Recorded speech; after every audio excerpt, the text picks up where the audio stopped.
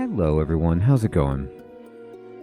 Dr. Incompetent here, and let's do a complete beginner's guide for Elin, Eternal League of Nephia, shall we? This is the sequel to Elona, but you don't need to have played that at all to enjoy this, and what we're going to do with this guide is create a brand new character so that you can jump into this series maybe for the first time. Maybe it's your first time playing a roguelike of this fashion.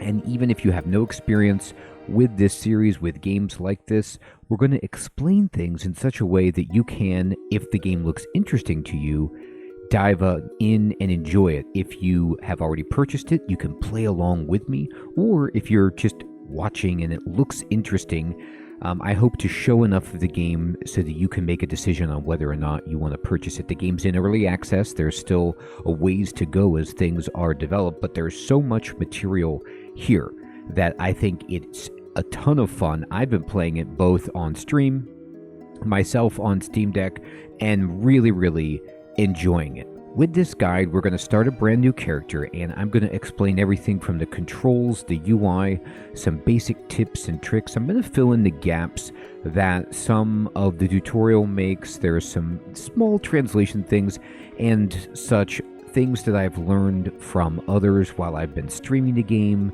friends in the YouTube comments. The community for this game has been great and very supportive, and I'm excited to share this because I really think that this is such a chill and amazing game if you can get into it. Now, I say chill because the music is great, the graphics are great, but I'll tell you what, it can be brutal, as you will see, and yet with some advice, I hope to mitigate not only the overwhelming nature of the game, but also some of that difficulty. So we're going to begin by creating a new adventurer. And this screen is similar to the character creation, although I feel like they've made it a little easier than Elona, where I was immediately blown away. I was like, oh my goodness, wait a minute, there's too many things going on here. I don't know what to do. And yes, it's overwhelming, but I'm just going to offer, this is my own opinion, your mileage may vary, that you don't pay too much attention to a lot of this and just play the game and see what makes sense for you. And then maybe you can make a new character when you have a little bit more knowledge, or just stick with what you have. I mean, I made an intentional character for my Let's Play, and then I was just fooling around on my Steam Deck to see how the game played there. It plays actually really well, by the way. And I made like some random character that I didn't do anything with that was a piano player. You know, I was just a pianist, and I was just like, how hilarious is it that you can be that? So anyway, let's go ahead and look at some of these choices. So our name, we can, re-roll. We can re-roll all of this if we want and just get some random things. But I'm going to go ahead and say, okay. I'm going to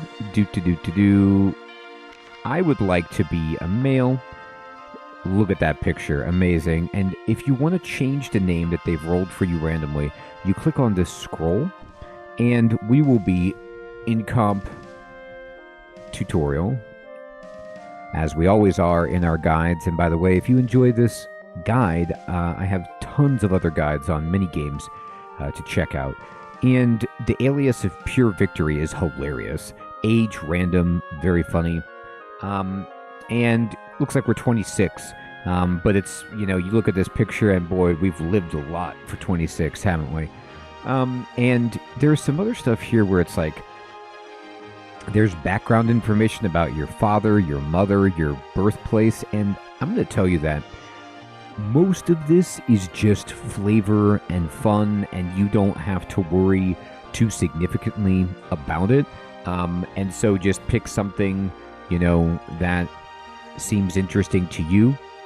But I'll show you the areas that you really want to pay attention to. So the race and the class are the ones that you want to think about more seriously because they do have an effect on your character.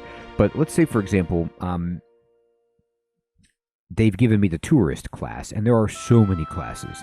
Tourists are a traditional class in this world, and they're predictably fragile. So our domains are fire, sound, and chaos. And here's our attributes as they would begin. So you could see, like, based on the numbers here, the higher number, the better. And then the little fire that's by it is your potential, like your ability to level up in that domain or that attribute. And for example, look at this. We have a 7 travel, which means we get more experience from traveling. And you could see that, goodness gracious, we have a huge potential, which is a base of 170. The way that Elin works, most stuff, if you mouse over it, it's going to give you a lot of explanation.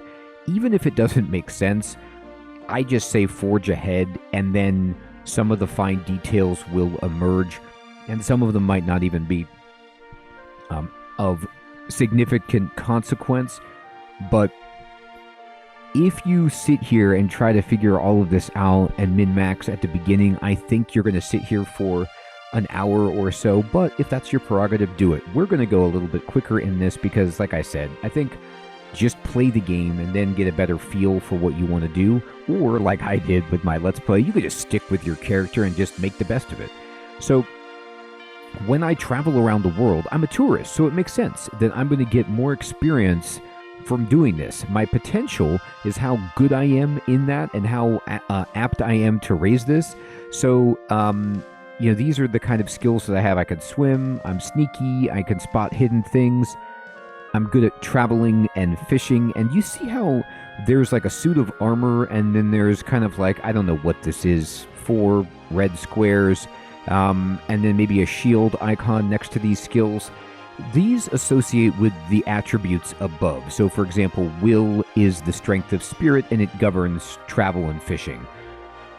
I give up trying to explain some of the connections. I just accept what this game has. A lot of it's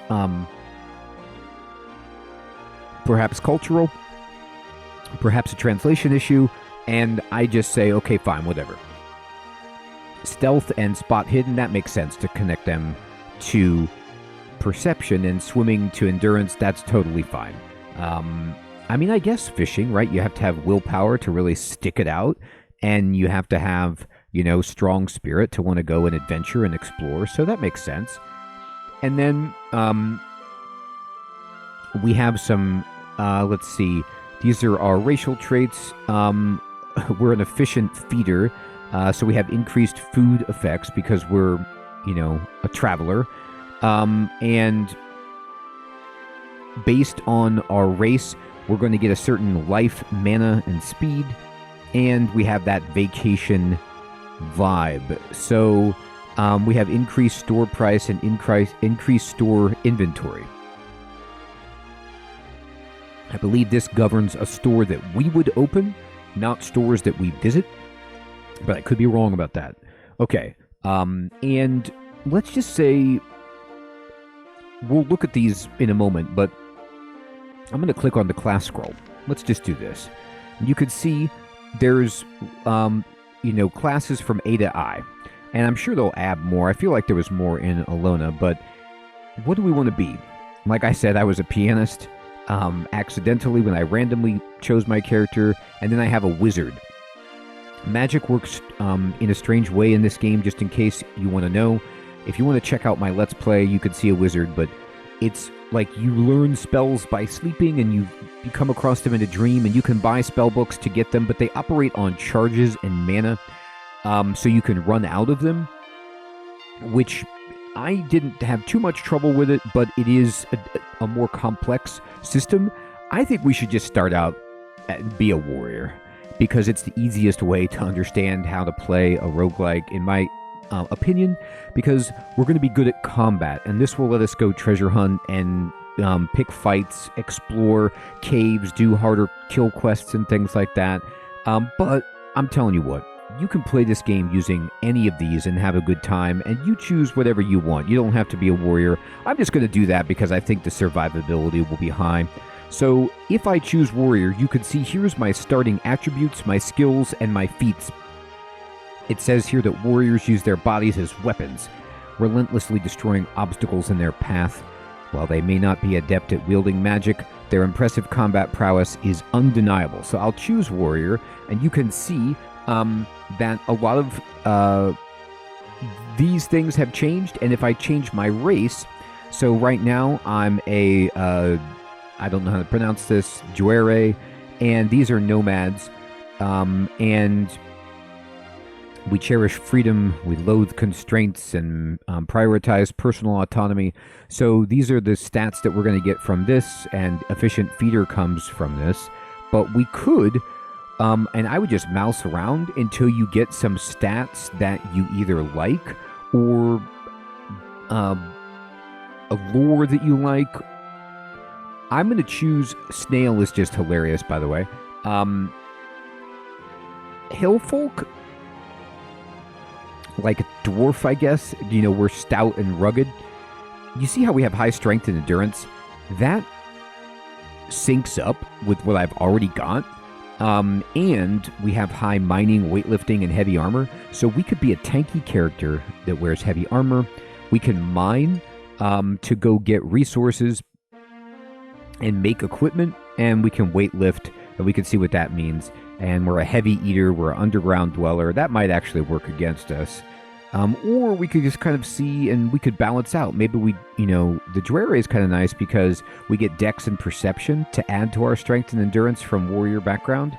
But I'm going to go with Hillfolk, and just, you see how we end up with huge strength and endurance and lots of potential for each. What is Underground Dweller? Oh, this is perfect. So we get good darkness and poison resistance. Okay. Sometimes in games, what they do is they make it so like you prefer to be underground and you're unhappy if you're above ground, and that would be annoying. And at this point, here I am going into the game, helping us pick our character, and I guess I have incorrectly assumed that you perhaps know what Elin is. I said roguelike, but that doesn't really do it justice. Elin is a turn-based game. It is a roguelike, meaning it has consequences if you die. And you can adjust the difficulty for that. We'll check that in a moment.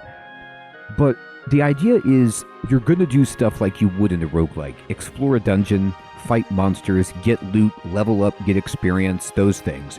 But you also can do many more things. You see mining, you can mine, you can craft, you can farm, you can build houses, build a community, you can explore, you're doing quests all over the place, and that's just you're fishing, you know, this is just a small tip of the iceberg.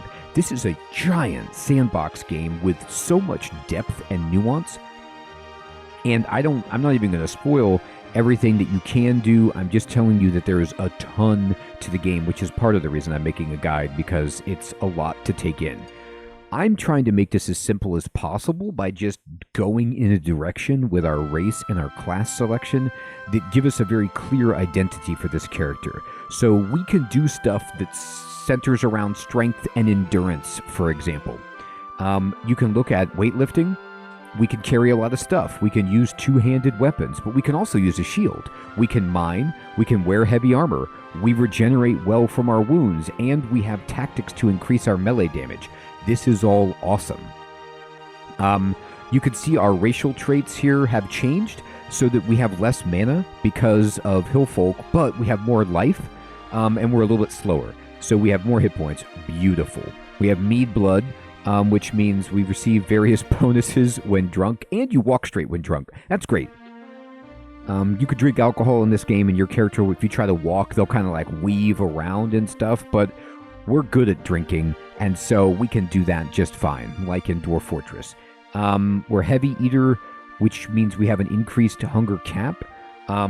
So I believe this means we can like just fill our bellies more, meaning we have to eat less often. We still take the same amount of food, but we can just load up more often, and we have weapon mastery. Now, currently, I think there's only one.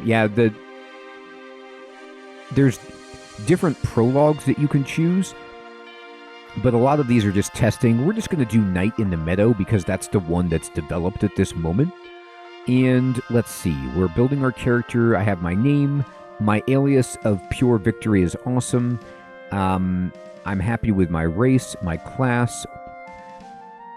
And like I said, you can look at your stats just to see what they are, to understand where you are now, how likely you are to raise them, how easy it will be for us to raise endurance and strength based on our potential. And the final two things that we need to do are change our appearance and change our oath. So for appearance, you can change, your portrait if you want. And you could try to find one that matches what you're going for. Some are, more amazing than others. And let's see, do you have any that look like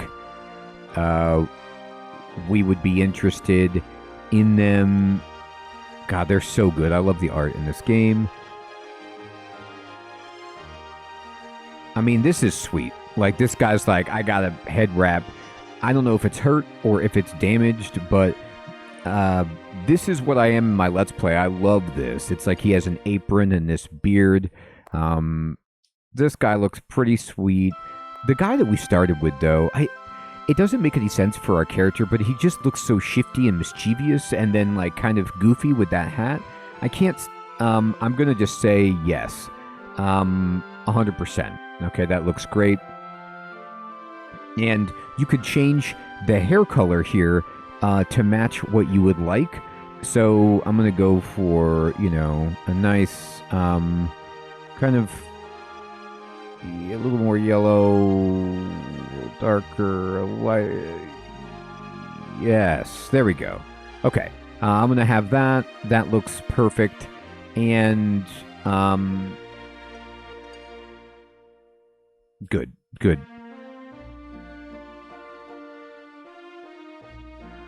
You could change, by the way, if you click gender, you can change and just see other stuff if you want. I'm happy with that. I'm just going to push escape to cancel it. But you will see that my character portrait does not look like this portrait. The hair color has changed to match. I'm going to edit this.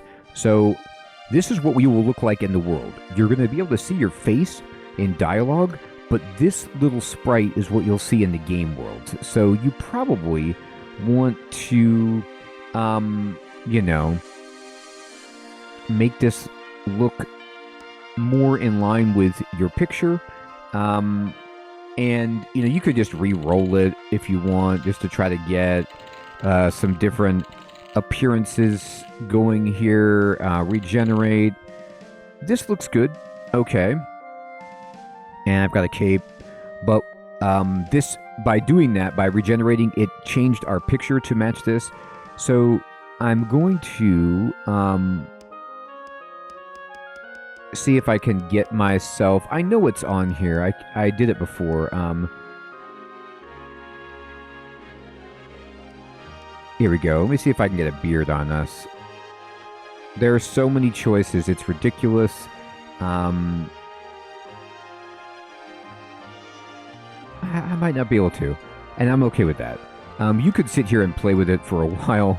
I'm fine with this. My shirt is insane. There's a lot of dresses going on. This is looking good. You could change your background, I guess, and see how you look against different background colors. I'm going to change my top color to blue. And I'm going to change my bottom color to also blue. And I'm going to change my hair color to this blondish, like that. And it does change your picture there. And no, I don't have a mustache or a hat, but that's okay.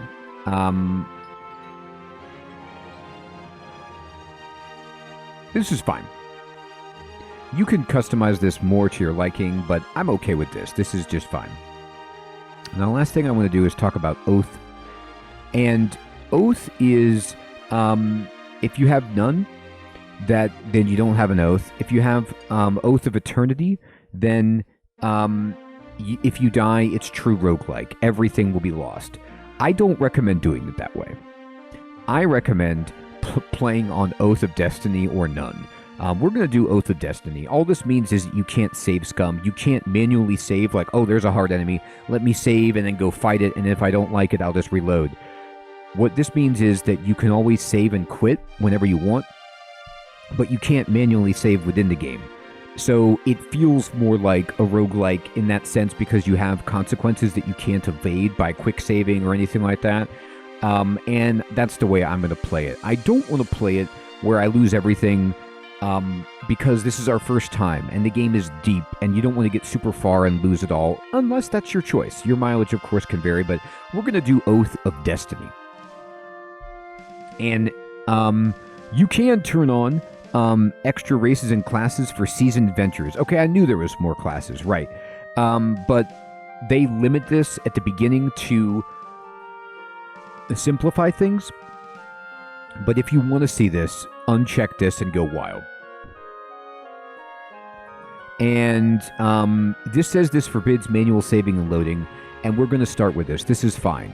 Now, I did this just to test it on Steam Deck, and when you want to quit, you just say exit, and the game will save as you exit. So you can save whenever you like. You aren't restricted to like only saving in town or something like that. So just heads up.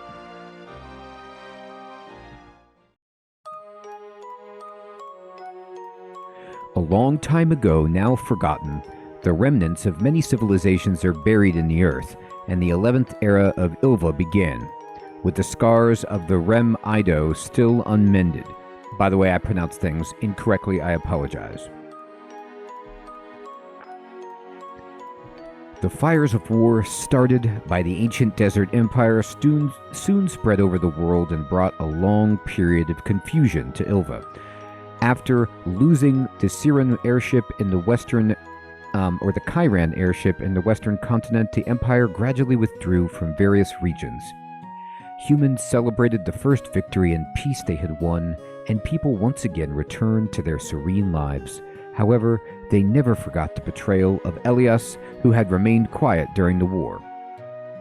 Eventually, 15 years passed.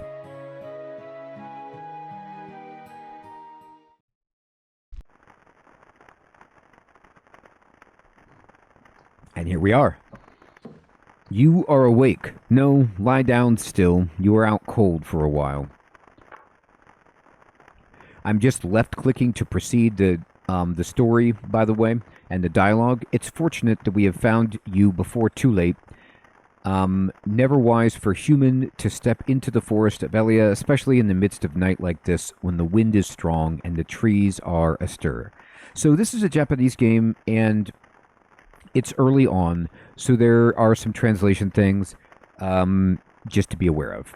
Now we had brought you here, and it seems we are losing a night of our urgent journey. Not that I'm complaining, well, not much. At least my companion is content with this unexpected break. Are you a traveler? What brings you to Massilia? Am I prying too much, eh? Sleep well for now, for there is always calm when you truly need it. Good. I like that. So this is where our story begins. Ash was as sarcastic as ever, but he seemed more pleased than I was with the little break you unintentionally gave us. The fate that lay ahead of Massilia, the truth of the world and the choice we have made, and the scars it brought to Ylva. Unaware of what was yet to come, we gazed at flames of the bonfire, waiting patiently for the dawn to break.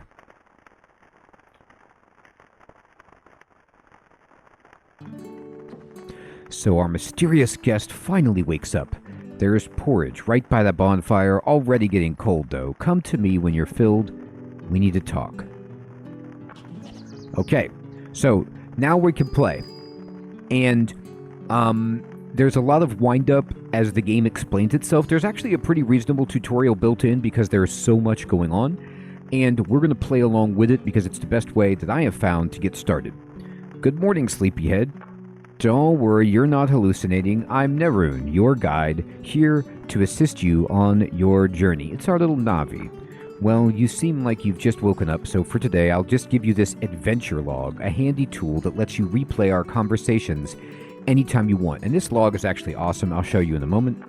Well, until we meet again then. Okay, so the first thing to do is note that This is a turn-based game, as I explained before, which means even though you see birds flying and maybe, the fire is smoking and stuff, nothing is happening until we move.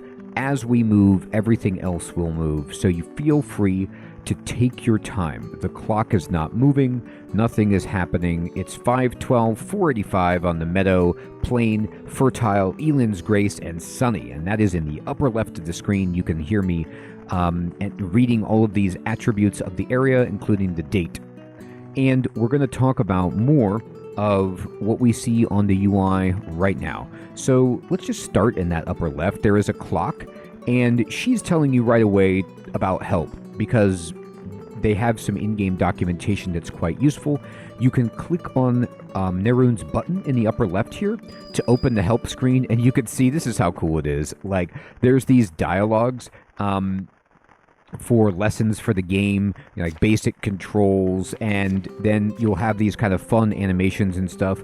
There is a ton of information to come here and get. If you're ever interested in learning about something, you can come to this. You can push F1 to get to this, or click Nerun's button, and you can also search this in the upper right for certain keywords and go to it immediately. So it's really, really useful. I'm going to push escape and close that. Here is the time. You can see here in the upper left, there is a recipe search button, which allows you to look for everything you know how to craft, and you can also search that by typing in there if you're trying to figure out what ingredients you need to make something. There's the note panel where you can, take notes and type them up here to help yourself out. Very useful. There's a quest tracker. We have none. And you can turn this on and off. And then there is a button with a bed that allows you to sleep where you're at. Using a bed in your inventory. We don't have one yet, but we will soon enough. Then, running along the bottom of the screen, you're going to see the mini-map in the bottom left corner. And vertically running along the right of the map are some buttons. If you click toggle widgets, you'll notice how the UI becomes a lot more transparent and minimal, so you could see more of the game. I recommend playing with the widgets on, at least at first, because there is a ribbon along the very bottom that puts all of your stats and things that you need to know that are useful. And later, once you get more comfortable, you can choose which you like. I like this one. It also makes the log stand out a bit better so you can see what's happening. And this is the one I want to show you. There's a little wrench right below the widgets button that says map tool. If you click on this, you have to hold it in, and then once you get your mouse over this, it won't close. You see how small the sprites are? I'm playing on a 4K monitor. My sprites are incredibly small. I'm too zoomed out for my liking. This is like Dwarf Fortress zoom out. Now, you could do this if you want. You could certainly see more of the game, but I like to zoom in much more than this. Actually, I zoom in all the way, so I could see things more clearly. I like the graphics. I like being able to see things, and it just helps me understand what's what. But if you want to zoom out, you could even zoom out this far. Now, you see how there's this dark portion? There's like a big illuminated square here. This square is the area of the map that I can actually travel on. If I were to go to this darker portion, we would leave this zone and go to the world map. So there's not necessarily a reason to zoom out this far, because even though you get more visibility, you can't go outside of this illuminated square. So I'm going to play like this. You do whatever you like. Click away once you're done. And you can turn the log. If you click this toggle log button, right now there's only 4 lines of text, but this will fill up. And do this whenever something happens. You want to kind of scroll back, because the game does a great job of putting a lot of information in the log so you can follow along. And the system settings are here, which you can also get to just by pushing escape. We'll be toggling some other options as well. I'm going to go to the config, and I'm going to show you that I have some things set. Let me show you. Here we go. So in the game tab, the very top one, I like this box on auto pick harvested stuff. This means like if I chop down a tree, I will automatically pick up all the logs, sticks, resin, whatever I got from that tree. I will pick it up, and if you don't have it on, it just falls onto the ground and you have to actually manually collect it. I just like this myself. And you can turn things on and off here. You can change so much. There's a ton of customization in the game. And you can... I would recommend you turn this on, show warning when giving an item. Make sure you have this on because you can accidentally give things to people and this can make them mad or you lose it forever. So just make sure you select this so that you don't accidentally give something to somebody. Anything else that I feel like toggling or talking about? This is fine for now. You could see all of the keybinds here on the input screen. And in experimental, I have show damage numbers, and you can select some other things. Always run, for example, and these will, become more interesting to you as you understand more about the game. So those are the basic ones that I have checked for now. Okay. Now, in the upper left, also you can see my quest. It says, main quest, you've traveled far to North Tyrus. You have no idea what awaits you in this unfamiliar land. For now, your goal is to establish your life and persist. Okay. Pretty vague. Now, you can see if I use... I'm just going to talk about the center portion of the screen for the moment, the game world. You played this using mouse and keyboard. Now, you can use, if you're playing on Steam Deck, the control sticks work pretty well. But you still need to use the mouse for fine selection. Like, you notice how I mouse over and it says white flower or rosewood tree or ashland or fiamma, etc. Here's a fire. This is invaluable for just seeing what's around you and understanding things. At the top of the log, I have my health in red, my mana in blue, and my stamina in yellow. Always pay attention to your stamina, because one of the easiest ways to die is to lose your stamina, to overwork yourself. I've done it. It's brutal. So pay attention to this. They're telling you about your bag, which is right here, your inventory. You can click on this icon to open up your backpack, or you can push tab to open and close it. This magical staff is your ability screen. I actually like to have this open, and you see in the upper right, it opens up this little window. You can click and drag pretty much any element of the UI windows, including your inventory. You can move this where you like. I like to have it down here. It's fine. And then you have your character screen, which you can come in and see yourself and get information about your profile, your skills, traits, resistances, enchantments, notes about yourself, and your AI kind of strategy for auto combat.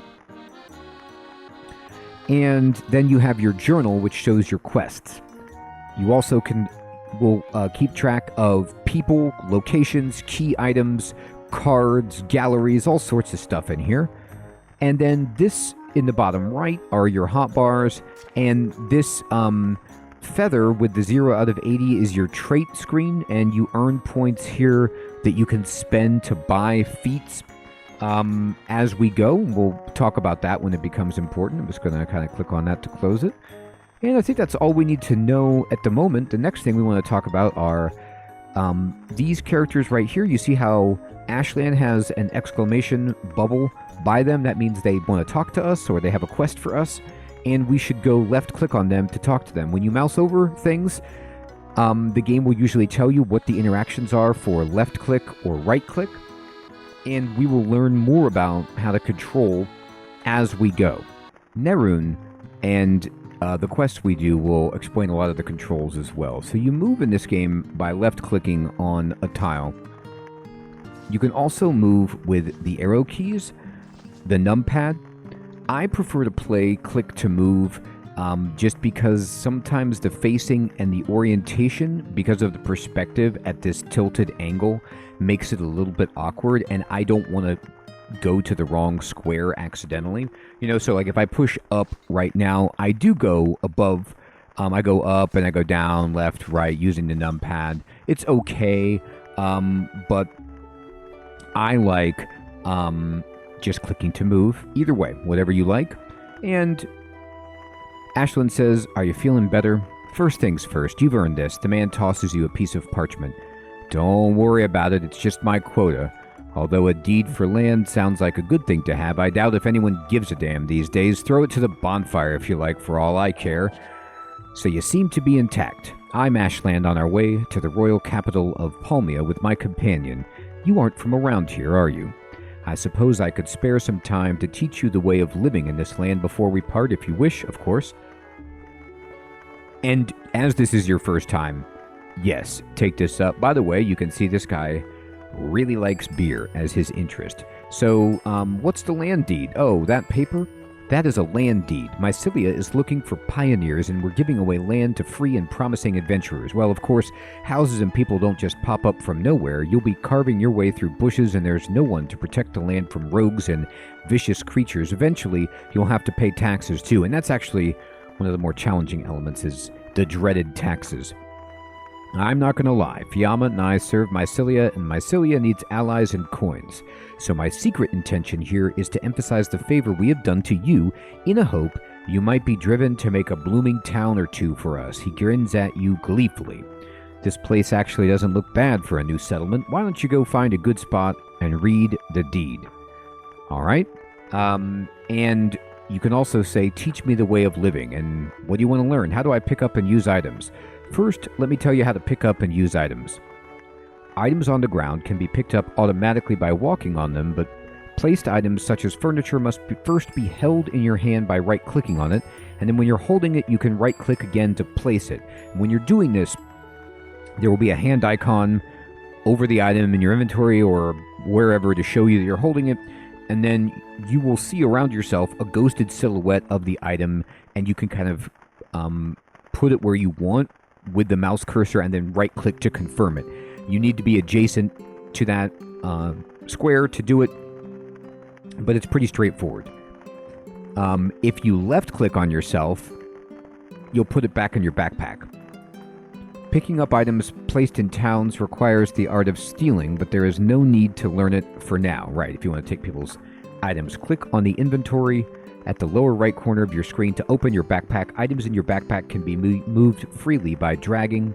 Items such as food and books can be used directly by right-clicking on them. You can also middle-click or press R on an item to display all actions you can perform on the item. So this is incredibly important. Middle-click and R are so useful. The slots in the lower screen toolbar can easily be swapped with the mouse wheel, making it easy to switch between frequently used items and tools. And he's talking about your hotbar items 1 through 9 on the numpad, or the number keys running along the top of your keyboard. You can push the number, or you can scroll up and down on the mouse wheel to move between them. And you could say, well, what about gathering and fatigue? For the time being, natural resources will be essential to your life.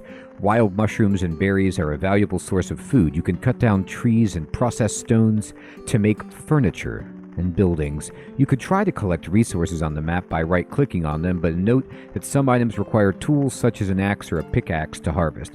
And we're going to want to wait to harvest until we get an axe, because you can harvest by hand, but it takes forever. Certain activities such as collecting consume your stamina. Natural healing stops as your fatigue builds up, and there's a risk of fainting if you keep moving. So you don't die if you run out of stamina, but it's a feint, and you lose time, you wake up, it's annoying. So your stamina of your regeneration of your health will stall if your stamina is running out, and you can faint, so you got to keep an eye on it. Luckily, we have enormous reserves of stamina. I believe it's tied to our endurance, so we are, or our stamina, let me look at the stats again, but we're super stout. So we can do a lot, and we could carry a lot because we're weightlifters. There's only a few ways to recover from fatigue, so be careful if you're not strong enough. Meditating, resting, generally the best ways. If you're too tired to walk, a night's sleep in bed will relieve the fatigue. If you can't find a bed, try meditating. Alright? And you can ask him about crafting. Facilities such as bonfires and workbenches can be used to craft items if you have the required ingredients. Initially, the range of items you can create is limited, but as you obtain new recipes through your journey, you'll be able to craft a variety of useful items. When crafting, you can use ingredients in your backpack and in distant containers as long as they belong to you. So what this means is, this is one of the best things, I love it so much in games, you're thinking about it, this has some Stardew Valley elements, except it's turn-based, of course. It's got that, survival crafting bit. And we need to eat, we need to sleep, we need to farm, we need to craft, we need to gather, all these things. If you have a chest with items in it and it's close to a workbench, it will pull items from it. So very, very useful is what he's explaining right there. If you lack the necessary crafting skills, you'll consume a lot of stamina. So it's recommended that you first hone your skills by crafting simple items before trying higher level recipes. So what this means is, like, if you want to make something and it takes crafting 5 and you're crafting 1, it's going to take a ton of your energy to do it. So you want to build up first, or for some of the stuff, especially at the beginning of the game, you just have to kind of build it. And we've talked to him about everything. You can, ask him questions about the lore. I do this in my Let's Play, but I'm going to stick in this guide to just explaining the controls and the fundamentals. And if, as you're playing, you want to know more about the story, I recommend reading it. As you can see, the story is really cool and mysterious. But what has just happened? What has just happened is one of the, I don't know, like signature moments of Elin, which is that people give you stuff, you get a quest reward, and it's just on you. It's just sitting on the square that you're on, and you have to pick it up. Do not forget to leave. Do not forget about this stuff and leave it behind, because you'll lose it. But if I just walk one square away and then walk right back here, I'll pick it up just by walking on it.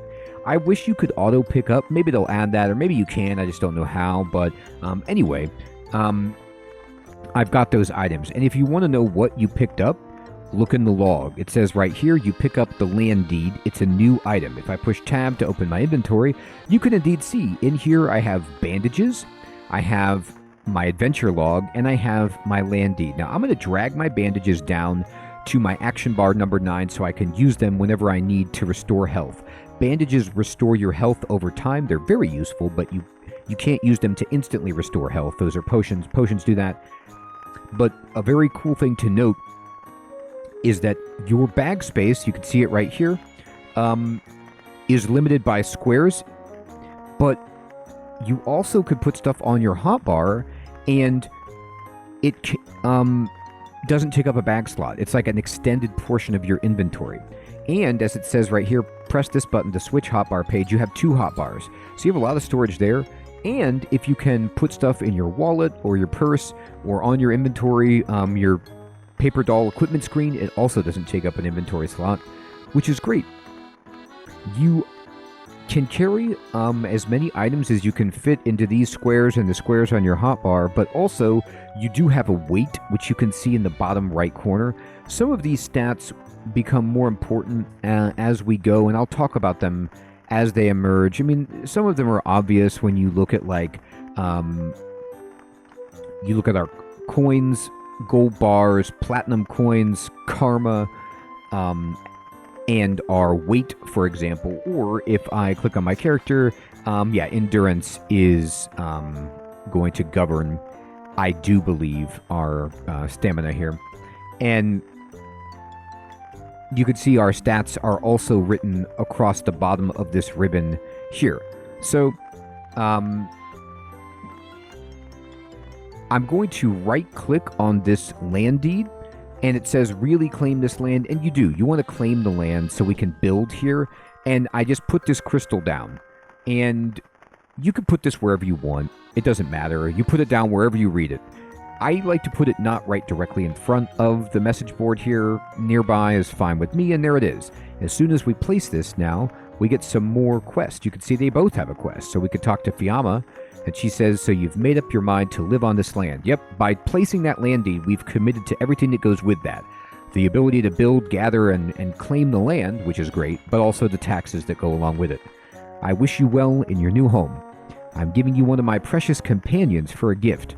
What kind of animal do you like? Okay. So, I took a dog in my Let's Play, a bear on Steam Deck, and from what I understand from experienced players, a little girl is actually the best one to take. That creeps me out as an option. I don't like the choice of doing that. So, you can do that, though. She's supposed to be the strongest. I'm going to take the bear. I found the bear to be pretty formidable. In my experience, too, though, these animals die more often than not. So I'll take a bear, and we get a bear. And you can see down here, this little slimy guy is 1 out of 1 on the bottom ribbon. That means we have one companion of the one that we can have.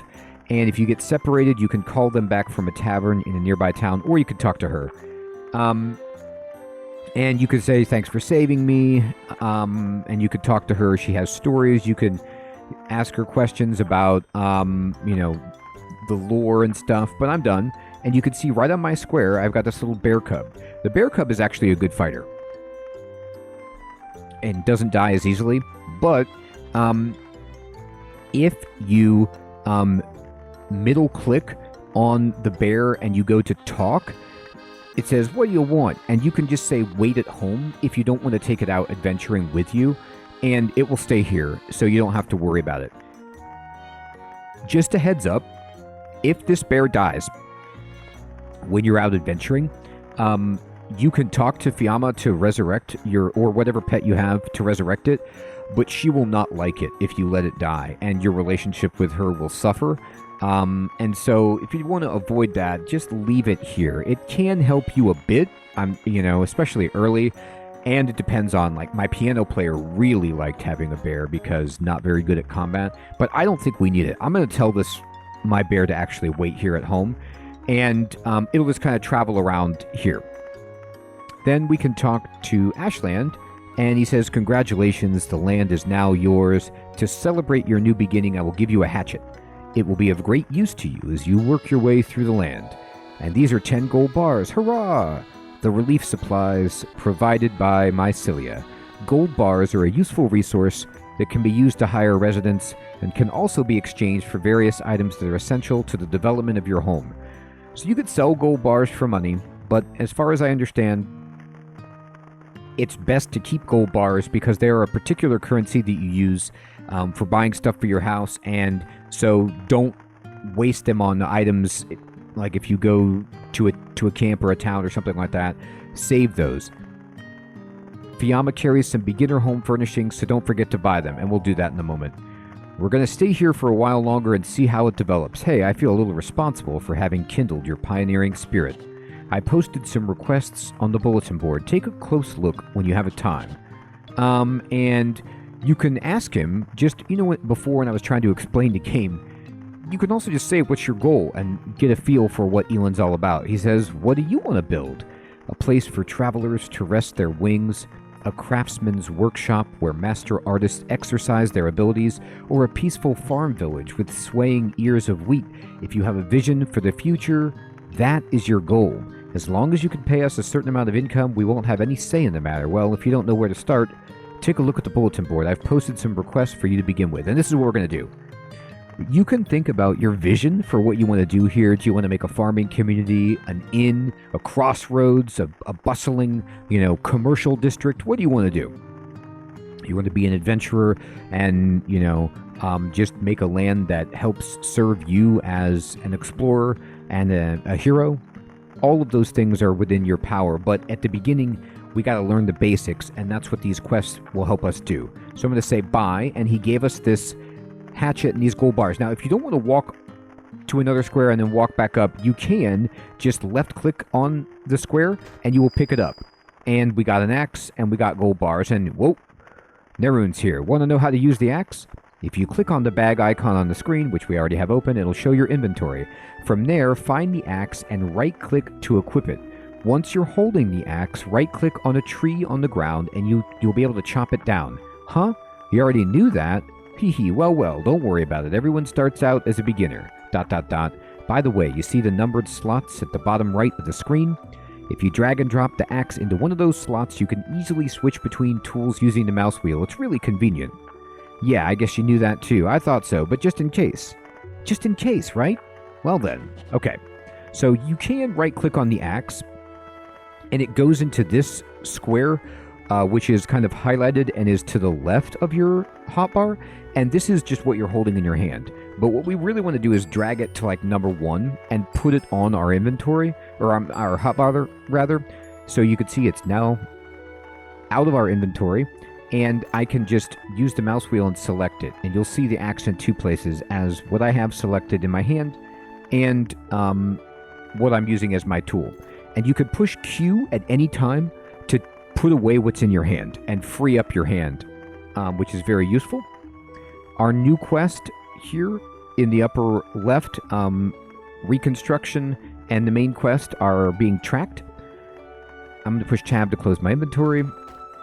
And you can see that the message board, or the quest board, has these yellow lines coming out of it. Whenever you see that, that means there's a new quest for you. And we'll go over here and click on it, left click, and you see there's 4 quests right now.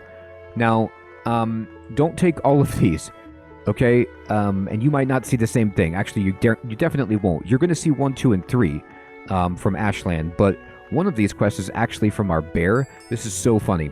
If you have people who are living in your community, they will give you quests. And by telling my bear to not follow me, but just to stay here, the bear has a quest, and they want a crepe.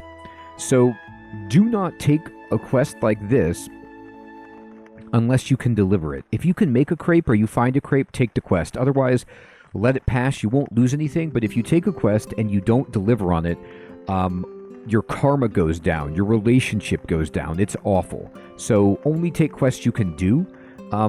I don't believe you can fail any of these quests from Ashland, though, and so don't worry about that. Just take them all. So he says essential equipment. You need to learn how to run your base.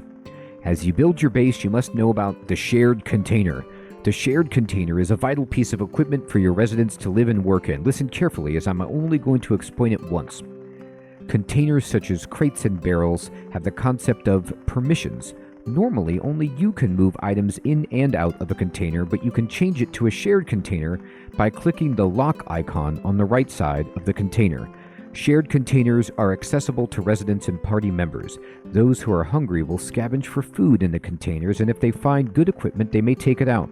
If there are materials needed for work, they will be consumed automatically. Also, keep an eye on the remaining capacity of the shared container, as residents may deliver work products or stuff they have found. So, what he's saying is, like in many games, that are management games with colonies, RimWorld, Nessus, like there's a ton of games that do this, where your people will go into a box that you set to look for food for themselves to eat, and if you give them jobs to like go gather or stuff, they will put what they have found inside the box that you designate for them. And this is what you're doing here. It's shared. So if you have stuff you don't want them to get to, just put it in a box that is locked from their permission and nobody can touch it. But if you want to make sure that they're fed and everything, you will set this container. I'll go ahead and give you a box, which is a reward for this quest. Set it on the ground and try to turn it into a shared container. So you get a free box right here. I'm going to pick it up. And sometimes there's multiple things to do on a square. And when you left click on it, it'll just open up 2 or more options for what you want to do. And we want to pick up the box, and we've got it. And we can do this quest quite easily. I'm going to walk right down here, and I'm going to open up my inventory. You can push I, you can push tab, you can click on the bag. Any of those will do. I'm going to, by the way, if you carry a box, you can right-click it and open it and use it as a box within your bag, which is kind of cool, but it still takes up weight. So just be aware of that. I'm going to right-click this because we don't want to do that. What we want to do is put it down. And how do I put it down? Well, you put it down by, you can drop it onto the world and mess with it that way, but the easiest way to do this is you write middle mouse or R and then just say grab, and then now I'm carrying it.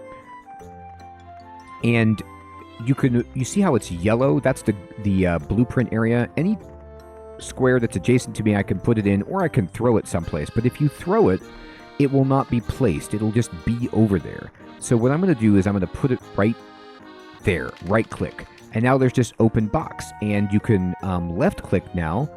If you right click, you'll pick it up again. And here's my box. So this box is storage that you get right away at the beginning of the game, which is so useful. And you can see how on the right of any container, there are some icons. X is just close or escape. You could sort A to Z by clicking on this. And then there's a lock for permission. I'm going to click on this. And I've made it shared. So now we have a shared box, but I'm also going to click on config.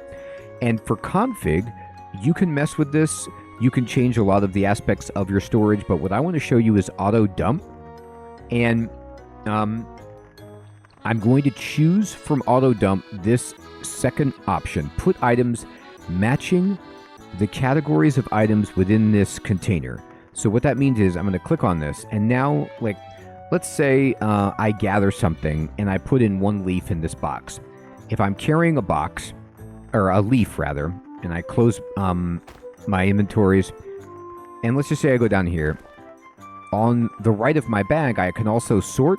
I could change the config, but you see this bottom icon, this is auto dump. If I click on this, my character will walk over to the box and dump in every item that he has in his inventory that matches an item stack that's in this box and put them away. He won't put away new stuff that has no place here, but anything, and you're going to get so many of the same types of items. It's a great way to just clean out your inventory automatically. It's so useful, and I didn't know about it at first, and I'm very grateful that people shared it with me, and so I am sharing it with you. Now you're done with this, you can go talk to Ashland to complete the quest.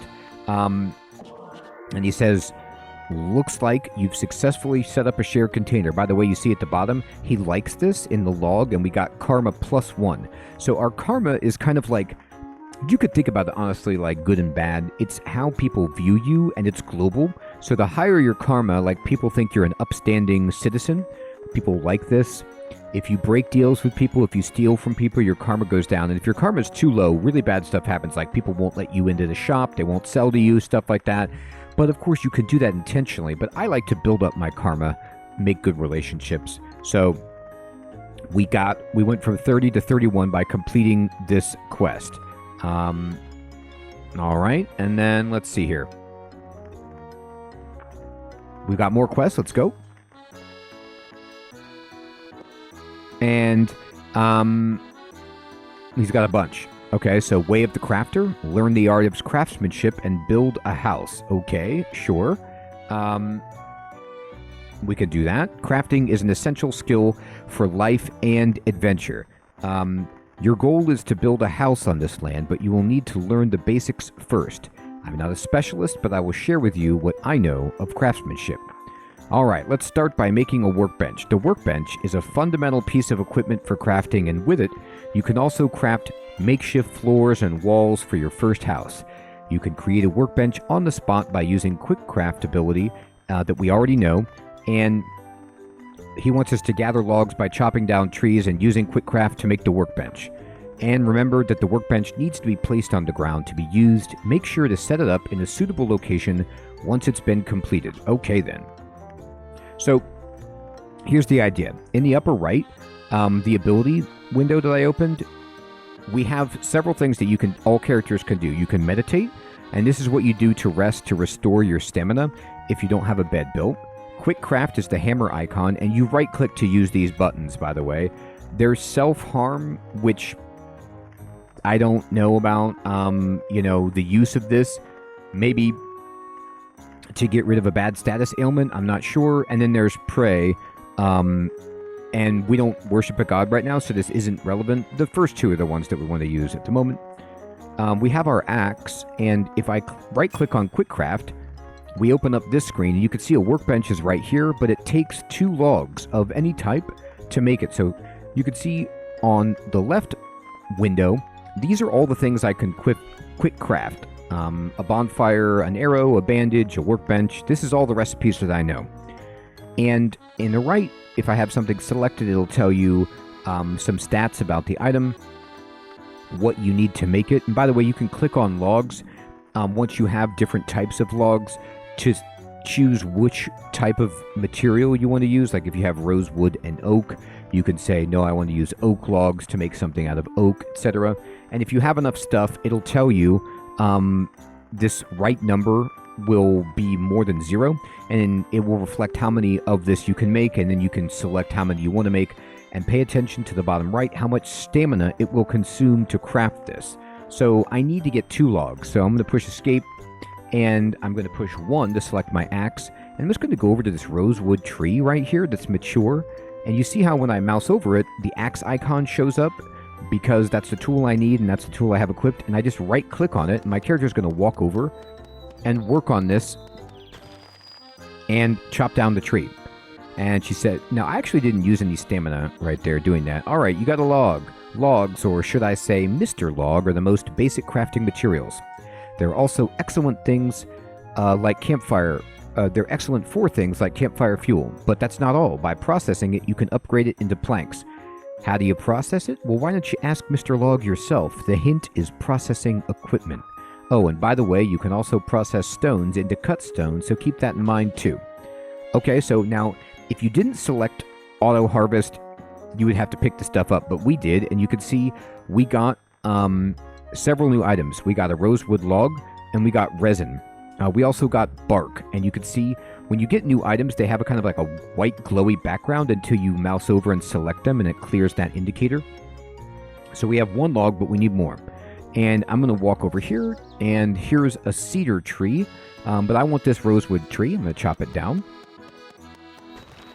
And now, I have 4 rosewood logs. So this is plenty to right-click, and you can see I can make a workbench. It tells you right here I have 4 logs. The -2 means it's going to take 2 logs. It's going to take 5 stamina. I only want to make 1, which is what I am making. I can make 2 if I click the plus button, but I don't need 2 workbenches. I'm just going to use 1, and I'm going to craft it. I stand here. This progress bar is filling up. When you see that progress bar running across the screen, that means that time is passing. Enemies could come up and attack you if you're doing stuff. So you want to make sure if you're doing anything that consumes time, that there's no bad guys around. All right, so we have the workbench in our inventory. You can see we're actually holding it. Good, you made the workbench. Let me tell you something crucial for becoming a seasoned adventurer. It's the middle click. By middle clicking, you can interact with items in your backpack, creatures, or objects on the map. You can do various actions like kicking away pesky creatures, flipping switches, mixing potions, or even accessing your companion's backpack. It unleashes a whole range of actions you can't usually do. Moreover, when placing furniture or walls, middle-clicking or pressing R, same thing, will let you rotate them. Adventurers who don't know this won't survive in the world. Middle-click, got it? And you can also use R as a substitute. All right.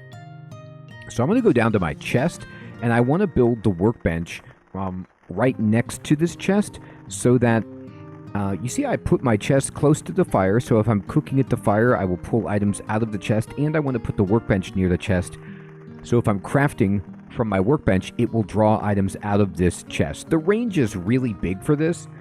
I think somebody was telling me it's like 9 squares maybe, but I'm not entirely sure. It's pretty generous from what I've seen. And I'm going to walk over here, and then I'm going to right-click like that. And now I have myself a workbench. By the way, the color of stuff is generally altered by the material you use to make it from. So it's just kind of a cool detail. And I'll show you something. I'm going to open my chest, and I'm going to just shift left-click, or you can right-click to put items into the chest. So I'm putting, like, you know, the bark and stuff like that. I'm going to put the adventure log in there too, just to clear up some space. And let's say I go over here to, is there another rosewood tree around here? Oak. This is fine. I'm going to collect these weeds, and I'm going to collect this oak tree. So we have now bark, oak log, and resin. And if I click auto dump, you'll notice my character comes and dumps everything in here. So you see I put in the log, and even though this is a different type of log, because I had a log in here, I believe the game will just put in any log that I find, and it will stack them appropriately. You can just click sort to sort this, and the resin, the bark, everything emptied out. That is how awesome that is. By the way, there's some food over here. I'm going to push escape. I'm going to walk over and just walk over that and pick up the soup. And for Way of the Crafter, we need to make a workbench.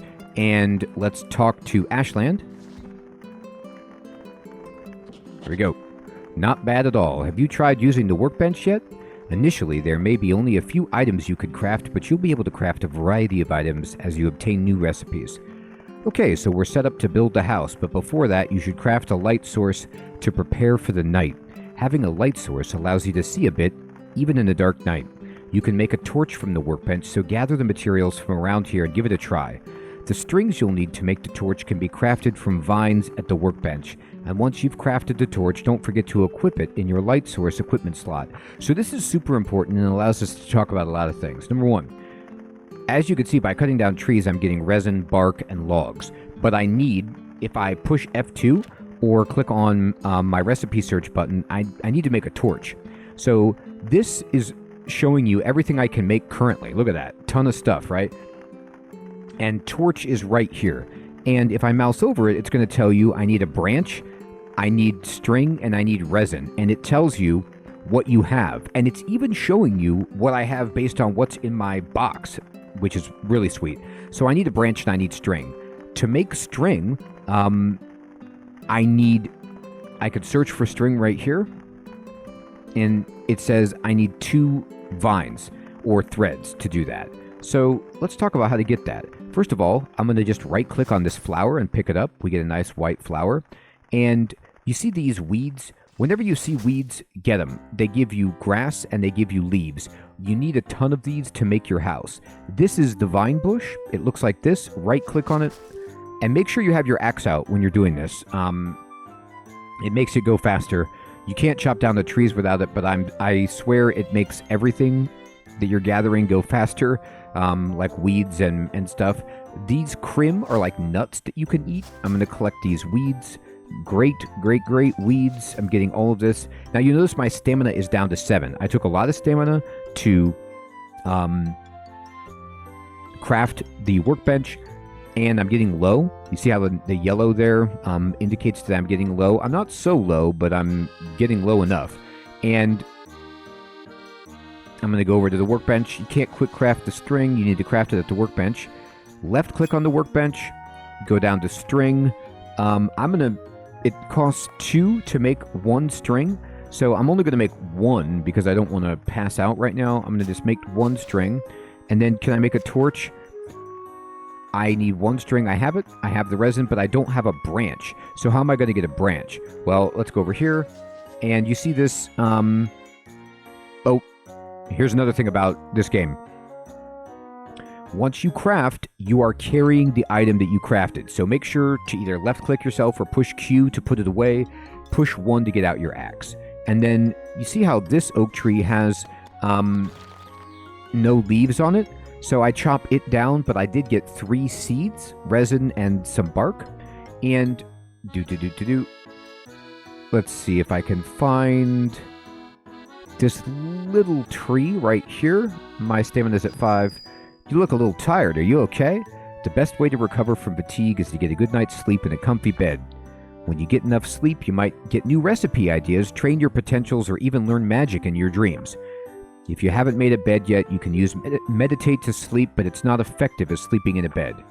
During meditation, your natural recovery of health and magic power increases, so it's good to rest through meditation after a battle. So what they're telling you is like a lot of roguelikes. You fight, and then you need to rest to recover. In this game, you can meditate when you're on the spot, but even better, you can just bring a bed with you. Just be careful, because if you're overworked or starving, natural recovery stops altogether. Okay, that's it for now. Make sure to get plenty of sleep. Sure, let's do that. Let me... by the way, you see that little sapling? It gave us the branch that we needed. I'm going to go over here. Walking does not take stamina. Just as a heads up. I'm going to left click on this, and I can now make this torch. It's going to take 3 stamina, which is a lot. I'm going to craft it. And we go down to 1 stamina. So don't do anything else.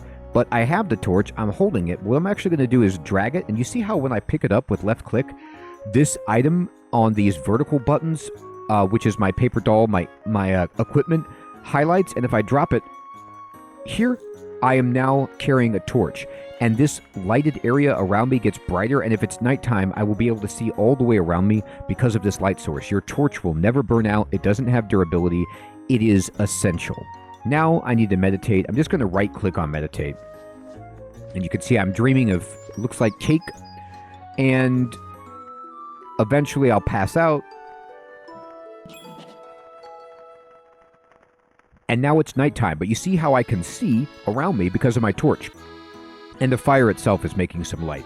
So the torch they have you build it early because it's so important. We also learned a new recipe of how to make a lute. So we thought about playing the guitar, I guess. Awesome. I'm going to push auto dump and just put some stuff away. I'm going to, oops, I did not mean to do that. Here we go. Put that back down. I'm going to open it, and I'm going to put these inside.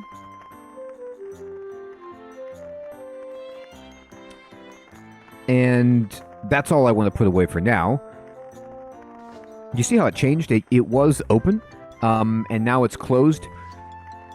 I honestly don't know what would cause it to be open or closed. I'm going to place it again, and I'm going to left click on it, and it's still shared. I don't know if you can... Oh, the appearance. No. Huh. Anyway, that's still our chest. So I've set up to auto dump seeds if I get them. Everyone, I hope you have found this to be useful so far. This is going to have to be a beginner's guide series because Elin has so much stuff to talk about. We're going to continue in episodes covering everything that we can so that you can get a nice, thorough introduction to the game and play along and really feel like you have a grasp of it so you can enjoy it. If you have any questions, please post those in the comments below. I'd love to help you out. And if you are an Elin expert and you'd like to clarify any mistakes that I've made or share any of your own beginning advice for new players, that would be so amazing. Just make sure you do it in a way that's not in the weeds, not spoilery, so new players can understand it. I would appreciate that very much. Everyone, thank you so much for watching, and I'll check you in the next episode when we go deeper into Elin. Take care.